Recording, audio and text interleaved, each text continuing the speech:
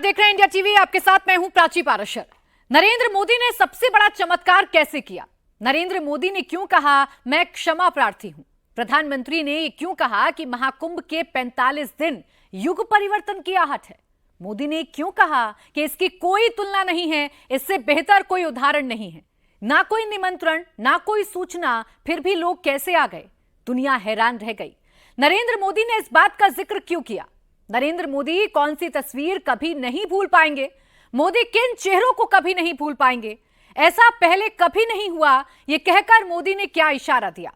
प्रधानमंत्री ने क्यों कहा कि अब भारत का नया भविष्य लिखने की शुरुआत होने जा रही है?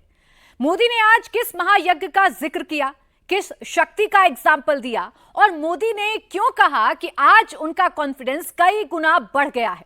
इन सारे सवालों के जवाब मोदी की उस बात में हैं जब प्रधानमंत्री ने एक बार फिर भक्ति आंदोलन का जिक्र किया। इस भक्ति आंदोलन की शुरुआत कैसे हुई, ये कितनी तेजी से आगे बढ़ी, और भविष्य में इस देश को किनसे सावधान रहना है, मोदी ने क्या हिंट दिया है, इस रिपोर्ट से समझते हैं। नरेंद्र मोदी ने 45 दिन में चमत्कार कैसे कर दिया? मोदी ने अपने हाथों से लिखे 1725 शब्दों वाले लेख में ऐसा क्या लिख दिया जो बहुत बड़ी लकीर खींच गया? मोदी विरोधी मोर्चा ने जो पर्चा छापा था वो पर्चा कैसे रिजेक्ट हो गया? मोदी पर विश्वास का सबसे बड़ा मत, सबसे बड़ा विश्वास मत कैसे हो गया?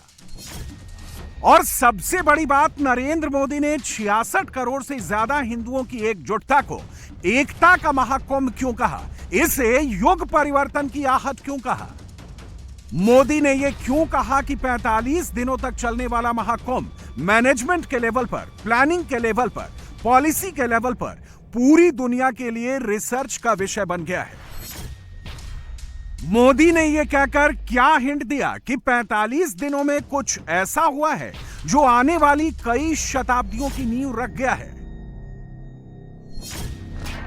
मोदी ने अपने लेख में गरीब, अमीर, बच्चे, बुजुर्ग, गांव, शहर, पूरब, पश्चिम, उत्तर, दक्षिण, हर जाति, हर विचारधारा, इन शब्दों पर इतना फोकस क्यों किया? एकता के महाकुंभ में हुए महायज्ञ में समाज का हर वर्ग एक हो गया, एकता की धारा और मजबूत हो गई।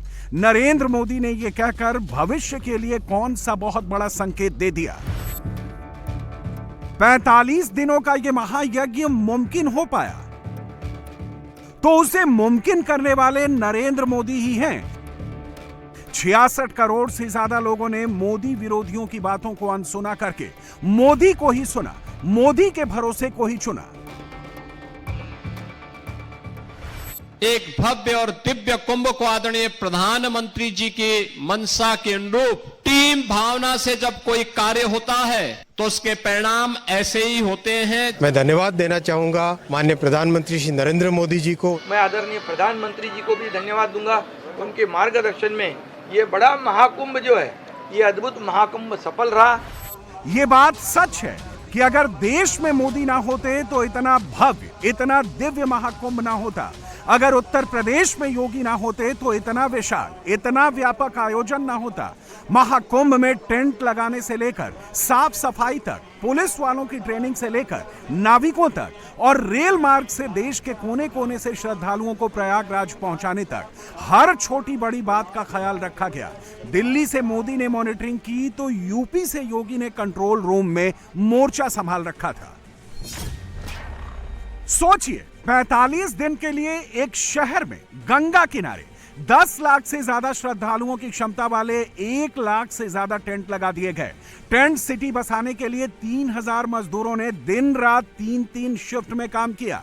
महाकुंभ में ड्यूटी पर लगे 50,000 पुलिस कर्मियों को धैर्य बनाए रखने के लिए, क्राउड मैनेजमेंट के लिए, डिजास्टर मैनेजमेंट के लिए, संवेदनशीलता बरतने के लिए बाकायदा ट्रेन किया गया। 15,000 से भी ज्यादा सफाई कर्मियों ने दिन रात एक करके साफ सफाई का ध्यान रखा। 45 दिनों तक चला यह महायज्ञ पूरी तरह से एक टीम एफर्ट था। इस टीम के कप्तान नरेंद्र मोदी थे, उप कप्तान योगी आदित्यनाथ थे। लेकिन 45 दिनों तक महाकुंभ में आए 66 करोड़ से ज्यादा श्रद्धालुओं की आवभगत के लिए अपना खून पसीना एक करने वाले सफाई कर्मी, पुलिस कर्मी, मजदूर, नाविक असली मैन ऑफ द मैच रहे। वैसे तो प्रयागराज में 7,000 प्राइवेट प्लेन्स, 2,800 फ्लाइट से भी श्रद्धालु आए, लेकिन 16,000 से ज्यादा ट्रेनों की बदौलत 5 करोड़ से ज्यादा श्रद्धालुओं को महाकुंभ में पहुंचाने का काम भारतीय रेलवे ने किया। 15,000 सफाई कर्मियों ने 10 किलोमीटर लंबे घाट की सफाई कर रिकॉर्ड बना दिया। झाड़ू लगाने में 19,000 लोगों का रिकॉर्ड बना। प्रयागराज के परेड मैदान पर 1,000 ई रिक्शा चलने का रिकॉर्ड बना। 10,000 लोगों ने 8 घंटे में हैंड पेंटिंग बनाकर रिकॉर्ड बनाया। और अब प्रयागराज से लेकर दिल्ली तक महाकुंभ के असली हीरोज का सम्मान हो रहा है। मोदी की कप्तानी में, योगी की उप कप्तानी में हुए महाकुंभ के असली विनर्स का सत्कार हो रहा है। नमः पार्वती पतिये हर हर। टीम भावना से जब कोई कार्य होता है तो उसके परिणाम ऐसे ही होते हैं जैसे प्रयागराज महाकुंभ के आज हम सबके सामने है। थोड़ा भी राजनीतिक इच्छा शक्ति हो और उनको सही सपोर्ट हो तो परिणाम कुछ भी लाया जा सकता है, और वह परिणाम आज इस रूप में हम सबके सामने आया है। सचमुच एक भव्य और दिव्य कुंभ को आदरणीय प्रधानमंत्री जी की मंशा के अनुरूप एक वैश्विक घटना के रूप में परिवर्तित करने के लिए मैं इस पूरे अभियान के साथ जुड़े हुए सभी स्वच्छता कर्मियों को, स्वास्थ्य कर्मियों को, परिवहन विभाग के साथ साथ सुरक्षा और जल प्रवाह को निरंतर बनाए रखने के साथ साथ नाविकों का भी मैं हृदय से अभिनंदन करता हूं, स्वागत करता हूं। सभी कर्मचारियों को, अधिकारियों को धन्यवाद देने के लिए आया हूं। आज हमारे संस्कृति के इस बहुत बड़े महापर्व में सबने मेहनत की, सबने अपना अपना योगदान दिया। प्रधानमंत्री श्री नरेंद्र मोदी जी के नेतृत्व में जो इतना बड़ा आयोजन हुआ है और उत्तर प्रदेश के मुख्यमंत्री श्री योगी आदित्यनाथ जी के नेतृत्व में जो इतना शानदार आयोजन हुआ है, इसके लिए मैं सबको धन्यवाद देने आया हूं। और जो इस आयोजन से सीखने को मिला है उससे हम लगातार इम्प्रूवमेंट करते रहें, लगातार अपने कार्यशैली को सुधारते रहें। मैं साथ ही साथ ये भी धन्यवाद देने आया हूं अपनी टीम को कि दिन रात आपने मेहनत की, लगे रहे, और जो प्रधानमंत्री जी ने हमें मार्गदर्शन दिया था, श्रद्धालुओं की श्रद्धा में हम कैसे सहायक बने, कैसे उस सेवा भाव से काम करें, वही सभी ने किया। नरेंद्र मोदी और योगी आदित्यनाथ ने मिलकर 45 दिनों तक चले इस महाकुंभ को गिद्ध दृष्टि से बचाने का काम किया।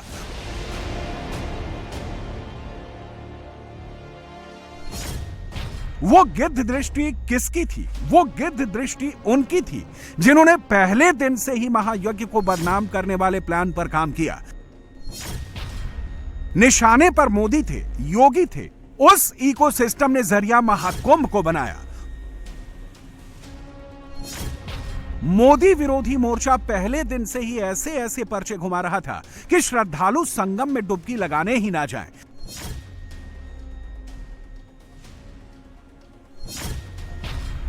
कैसी कैसी स्क्रिप्ट लिखी गई, कैसी कैसी बातें फैलाई गई, देख लीजिए, शब्द पढ़ लीजिए। इस इकोसिस्टम ने पूरी कोशिश की कि भ्रम फैलाकर, झूठ फैलाकर महाकुंभ में भी दो हिंदुस्तान बना दिए। मोदी योगी को छोड़ेंगे नहीं, ऐसे ऐसे कैप्शन वाले वीडियो रिकॉर्ड करवा करवा के फैलाए गए, लोगों को डर दिखाया गया। लेकिन हुआ ठीक उसका उल्टा। देश के लोगों ने विरोधियों की बातों को सिरे से खारिज कर दिया। लोगों का सैलाब 45 दिनों तक प्रयागराज पहुंचता रहा, हर रोज रिकॉर्ड बनता रहा। 18 फरवरी को ममता बनर्जी ने महाकुंभ को मृत्यु कुंभ कहा। इसके बाद बंगाल के लाखों श्रद्धालु महाकुंभ में पहुंच गए। 16 फरवरी को लालू प्रसाद यादव ने महाकुंभ को फालतू कहा। इसके बाद भी बिहार के लाखों श्रद्धालु प्रयागराज पहुंचे। अखिलेश यादव ने कह दिया कि महाकुंभ को लेकर 144 साल वाला झूठ बोला गया।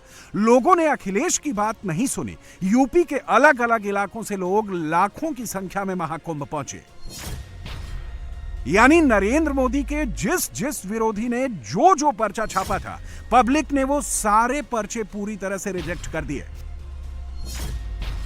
मोदी विरोधियों की तमाम बातों को अनसुना करके लोग महाकुंभ में पहुंचे। इसका मतलब क्या हुआ? इसका मतलब यह हुआ कि लोगों ने ना तो लालू यादव की बातों को सुना, ना ममता की बातों पर ध्यान दिया, ना अखिलेश के कहे पर भरोसा किया। विरोधियों के फैलाए तमाम दुष्प्रचार के बावजूद सबने ट्रस्ट मोदी पर ही किया, योगी पर ही किया, और इस तरह 45 दिनों में मोदी पर सबसे बड़ा विश्वास मत हो गया। कोई भी ऐसी घटना नहीं जिस घटना के बारे में कोई ये कह सके, विरोधी को भी ढूंढे दूरबीन लगा करके भी और माइक्रोस्कोप लगा करके भी वे इस प्रकार की घटनाओं को उजागर नहीं कर पा रहे थे। दुष्प्रचार का कोई मौका विरोधियों ने चूका नहीं। जिनको ये आस्था का ये महासमागम अच्छा नहीं लग रहा था, उन्होंने कोई मौका नहीं छोड़ा। मौनी अमावस्या के दिन 8 करोड़ श्रद्धालु यहां पर था। हमारी प्राथमिकता थी कि इन श्रद्धालु जनों को सुरक्षित स्नान करा करके उनके गंतव्य की ओर प्रस्थान करवाया जाए। क्या संगम पे, क्या ऐरावत घाट पर, क्या गंगा जी के किसी भी घाट पर, क्या रेलवे स्टेशन पर, क्या बस स्टेशन पर, क्या अगल बगल के जनपदों में इतना बड़ा समागम प्रयागराज आने के लिए तत्पर दिखाई दे रहा था। लेकिन विरोधी और विपक्षी लगातार दुष्प्रचार कर रहे थे, बदनाम कर रहे थे, अपमानित करने की भाषा का उपयोग कर रहे थे। कोई काहिरा की घटना का दृश्य दिखा करके प्रयागराज को बदनाम करता था। प्रयागराज में मौनी अमावस्या के दिन 28 और 29 की रात्रि को दुखद घटना घटित हुई। उन सभी परिवारजनों के प्रति हमारी संवेदना है, लेकिन बहनों और भाइयों, उसकी आड़ में काहिरा की घटना को, काठमांडू की घटना को, किसी अन्य जगह की घटना को प्रयागराज से जोड़ करके बदनाम करने की जो साजिशें हो रही थी, मुझे लगता है कि जनता जनार्दन ने एक सिरे से उन्हें खारिज करके प्रयागराज महाकुंभ में आकर के साबित किया कि नहीं, तुम्हारे दुष्प्रचार में अब नहीं आएंगे। सनातन का ये ध्वजा अब कभी झुकने वाली नहीं है। 45 दिन तक नॉन स्टॉप मोदी योगी को टारगेट करने वाला यह इकोसिस्टम इस वक्त भी एक्टिव है। अब वो एक नया आइडियोलॉजिकल वॉर शुरू कर चुका है। मोदी के नाम के आगे वही हेट वाला नैरेटिव फिट करके पब्लिक के बीच परोस रहा है। एंटी मोदी क्लब में शामिल लोग अब महाकुंभ में आए 66 करोड़ से ज्यादा लोगों के पहुंचने पर सवाल खड़े कर रहे हैं। कह रहे हैं 66 करोड़ क्यों, 166 करोड़ बताओ, झूठ फैलाओ। योगी ने जिस गिद्ध दृष्टि की बात की थी, वो दृष्टि महाकुंभ खत्म होने के बाद भी नहीं गई है। वो अभी भी एक दुखद हादसे में सियासी मुनाफा ढूंढ रही है। अखिलेश का लेटेस्ट पोस्ट आपके सामने है। ये वही अखिलेश हैं जिनकी पार्टी ने लोगों को तो प्रयागराज आने से रोकने के लिए तरह तरह के प्रपंच फैलाए, झूठ दिखाए, मगर खुद अखिलेश संगम में डुबकी लगाए। इन्होंने तो कम से कम डुबकी लगाई भी, डुबकी ना लगाने वालों की लिस्ट बहुत लंबी है। कुछ घंटे पहले ही राहुल रायबरेली में थे। रायबरेली से प्रयागराज सिर्फ 126 किलोमीटर दूर है, लेकिन संगम में डुबकी लगाने न राहुल गए, न सोनिया गांधी गई, न प्रियंका गांधी ही गई। यूपी कांग्रेस के अध्यक्ष अजय राय ने दलील दी कि कांग्रेस परिवार और गांधी परिवार की ओर से संगम में डुबकी उन्होंने लगा ली है। यह कहकर उन्होंने खाना पूर्ति कर दी। लेकिन दूसरी तरफ राहुल के दोस्त अखिलेश यादव की पार्टी के नेता ने यह कहकर कांग्रेस और सपा में फूट डाल दी कि राहुल और प्रियंका दोनों ही सनातन विरोधी हैं, दोनों को हिंदू धर्म से चिढ़ है, यह मामला आगे और तूल पकड़ेगा, यह भी तय है। इस बीच जो महाकुंभ के बहाने मोदी को बदनाम करने चले थे, उनमें से दो बड़े नाम यानी ममता बनर्जी और उद्धव ठाकरे भी प्रयागराज से दूर ही रहे। एंटी मोदी इकोसिस्टम ने तो ये तक फैलाया कि साउथ के लोगों ने भी प्रयागराज से दूरी बनाई, जो सरासर झूठ है। दक्षिण भारत से तो बड़ी संख्या में श्रद्धालु आए ही आए। लगे हाथों कांग्रेस पार्टी के ही डीके शिव कुमार भी संगम में डुबकी लगाए। यानी एंटी मोदी मोर्चा ने जब जब जो पर्चा चिपकाने की कोशिश की, सारे पर्चे धरे के धरे रह गए। ये कहना और करना, कतनी कुछ कहनी कुछ और कतनी कुछ, ये ऐसे लोग हैं। तो इसके लिए कुंभ, महाकुंभ जो है, महाकुंभ एक अद्भुत महाकुंभ हुआ है। यहाँ पर 144 साल के बाद ये महाकुंभ हुआ है और वहाँ पर त्रिवेणी संगम है, गंगा यमुना सरस्वती का। वहाँ मनुष्य जन्म में जो भी जाता है उसको जन्म सार्थक हो जाता है, ऐसी भावना सबके मन में। 65 करोड़ से ज़्यादा लोग वहाँ गए हैं। उत्तर भारत के उत्तर प्रदेश के मुख्यमंत्री योगी आदित्यनाथ जी का धन्यवाद देना चाहिए, उनका अभिनंदन करना चाहिए, क्योंकि उन्होंने जो नियोजन किया है, बहुत बड़ा नियोजन, अच्छा नियोजन किया है। मैं आदरणीय प्रधानमंत्री जी को भी धन्यवाद दूंगा, उनके मार्गदर्शन में ये बड़ा महाकुंभ जो है, ये अद्भुत महाकुंभ सफल रहा। मैं आदरणीय देश के गृह मंत्री अमित शाह जी को भी धन्यवाद दूंगा, क्योंकि सुरक्षा व्यवस्था जो उन्होंने रखी है वो बहुत ही पुख्ता थी और सुरक्षा पूरी तरह, लाखों करोड़ों लोग गए, उनकी सुरक्षा व्यवस्था भी अच्छी थी। और इसीलिए अभी जो नहीं गए उनको आपने सवाल पूछना चाहिए हिंदुत्व के बारे में। मैं हिंदू हूँ, बाला साहब ठाकरे जी ने गर्व से कहो मैं हिंदू है का नारा दिया था। अभी हिंदू कहने के लिए डरते हैं, हिंदू हृदय सम्राट कहने के लिए डरते हैं, तो कहा गया इनका हिंदुत्व, आप पूछो उनको। राहुल गांधी जी और हमारे उद्धव ठाकरे साहब कुंभ में नहीं गए हैं। मुझे लगता है कि राहुल गांधी जी हिंदू है क्या नहीं है, उद्धव ठाकरे हिंदू है क्या नहीं है। और वो हिंदू है, उन्होंने मतलब कुंभ में जाने की आवश्यकता थी, लेकिन वो कुंभ में गए नहीं है। और इसका मतलब यह है कि वो हिंदू धर्म को नहीं मानते हैं और इसीलिए हिंदू धर्म के लोगों ने उनको आने वाले चुनाव में वोट नहीं दे देना चाहिए, गए नहीं। इसीलिए जनता ने उनको सत्ता के बाहर रखा है और इसके बाद भी उनकी हालत बहुत राजनीति में पूरी हो जाएगी। 45 दिनों तक देश के लोगों ने मोदी विरोधियों की एक एक बात को अनसुना कर दिया और नरेंद्र मोदी के पक्ष में अपना विश्वास मत सीधे स्पॉट से दे दिया।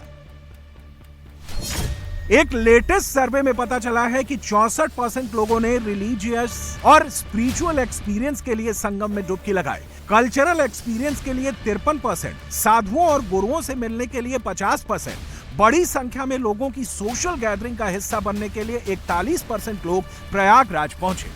शहरी भारत के 56% लोगों ने इसी सर्वे में कहा कि महाकुंभ से यूपी की इकोनॉमी को फायदा हुआ। अकेले प्रयागराज में 45 दिन में 66 करोड़ 30 लाख पर्यटक और श्रद्धालु आ चुके हैं, यानी नए नए रिकॉर्ड बनते हुए दिखाई दे रहे हैं। 200 से अधिक सड़कों का निर्माण, 9 फ्लाईओवर, 14 फ्लाईओवर, 9 अंडरपास, 12 कॉरिडोर। पहली बार प्रयागराज में कुछ ऐसा मिला देखने के लिए जो पर्यटकों को अपनी ओर आकर्षित करता था। 3.25 करोड़ यात्री केवल उत्तर प्रदेश परिवहन निगम की बसेस से प्रयागराज आए। 1000 सीसीटीवी कैमरे के साथ एआई टूल के साथ जोड़ते हुए एक एक व्यक्ति की आने की सूचना और उसके चेहरे की पहचान के साथ साथ डुबकी कितने लोग लगा रहे हैं, उन सब की काउंटिंग की भी व्यवस्था उसके माध्यम से हो रही थी।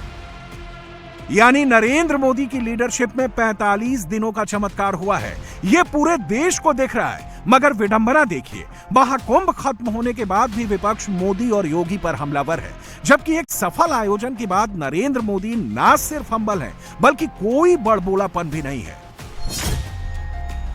और नरेंद्र मोदी 45 दिनों के इस चमत्कार के बावजूद दिल से कह रहे हैं, गंगा, यमुना, सरस्वती से प्रार्थना कर रहे हैं कि अगर कहीं कुछ कमी रह गई हो तो क्षमा कीजिएगा।